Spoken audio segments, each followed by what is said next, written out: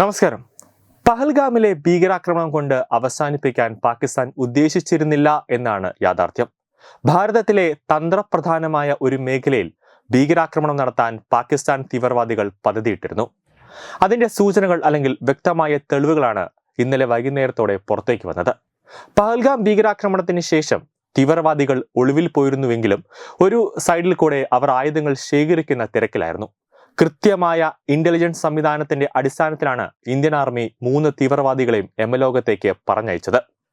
Indian ആർമിക്കും ഉൾപ്പെടെയുള്ള കേന്ദ്ര ഏജൻസിക്കും ലഭിച്ച പ്രാഥമിക ഉറവിടവും അതോടൊപ്പം ഭീകരെ കൊല്ലുന്നതിൽ സഹായകരമായി. പഹൽഗാം ഭീകരാക്രമണത്തിന്റെ സൂത്രധാരനും ഭീകരാക്രമണത്തിൽ നേരിട്ട് പങ്കെടുക്കുകയും ചെയ്ത സുലൈമാൻ ഷായെ വധിച്ചത് ദിവസങ്ങൾ നീണ്ടുനിന്ന ഒരു ഓപ്പറേഷനിലായിരുന്നത്.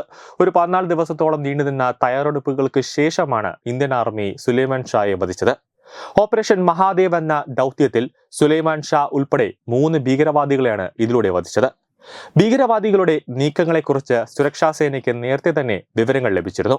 അതായത് അവിടുത്തെ ആട്ടിടയന്മാർ അടക്കം ഓരോ മണിക്കൂർ ഇടപെട്ടും കൃത്യമായ ഡേറ്റകൾ ഇന്ത്യൻ ആർമിക്കും കേന്ദ്ര ഏജൻസിക്കും നൽകിക്കൊണ്ടിരുന്നു.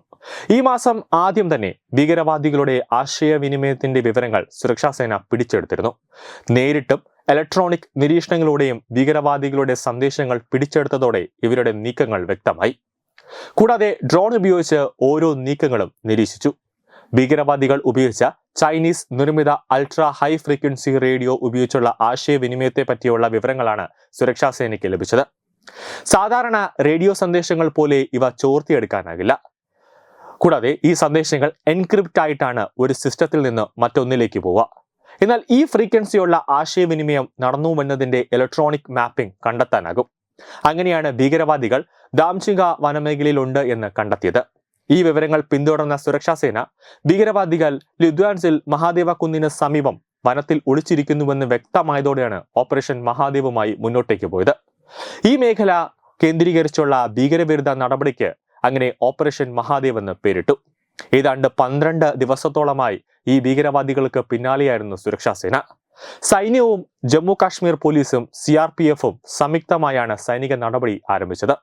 വനമേഖലയിൽ പോരാട്ടം നടത്താനുള്ള ഗറില്ല യുദ്ധമുറകളിൽ പരിശീലനം ലഭിച്ചവരാണ് ഭീകരവാദികളെന്നാണ് സുരക്ഷാ സേന പറയുന്നത്.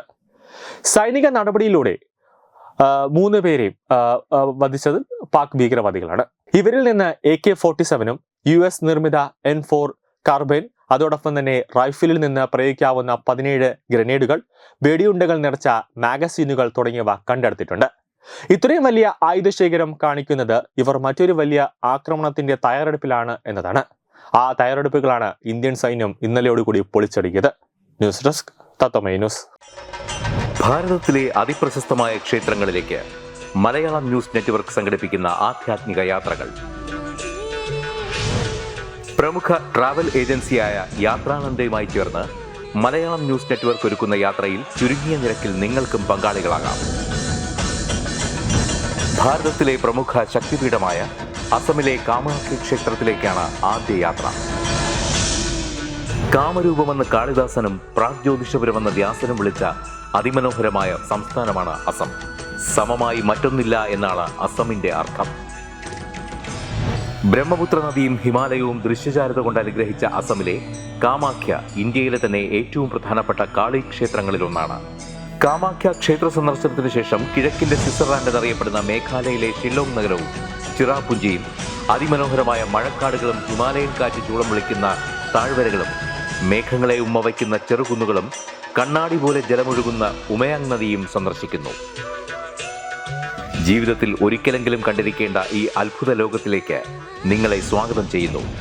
വിമാന ടിക്കറ്റും ചിലവുകളും ഉൾപ്പെടെ 65,000 രൂപ ചിലവ് വരുന്ന ഈ പാക്കേജ് 59,000 രൂപയ്ക്ക് മലയാളം ന്യൂസ് നെറ്റ്വർക്ക് നിങ്ങൾക്ക് ലഭ്യമാക്കുന്നു. ആദ്യം ബുക്ക് ചെയ്യുന്ന 5 പേർക്ക് 56,000 രൂപയ്ക്ക് ഏർലി ബേർഡ് ഓഫറും ലഭ്യമാണ്. കൂടുതൽ വിവരങ്ങൾക്ക് ഇനി പറയുന്ന നമ്പറിൽ ബന്ധപ്പെടുക. 8089001200 അല്ലെങ്കിൽ 7736549234.